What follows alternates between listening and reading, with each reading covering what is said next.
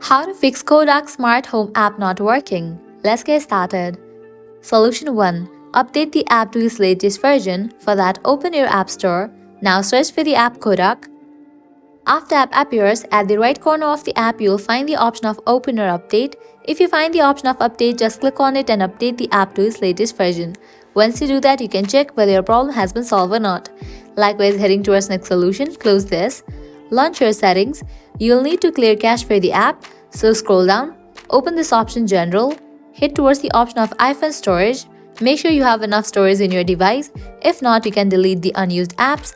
Likewise, scroll down, hit towards the app Kodak. Once you find it, open it. Now click on Upload app. Click on Upload app. Uploading app clears cache for the app. Now click on Reinstall app. After completion of reinstallation process, you can check whether your problem has been solved or not. If all the solution doesn't work for you, what you can do is completely delete this app from your device and reinstall it. To do that, you can close this. Now go ahead and long press on the app. Different options will pop up. Click on Remove app. Click on Delete app. Click on Delete. You have just deleted this app from your device. Now launch your App Store, search for the app and install it.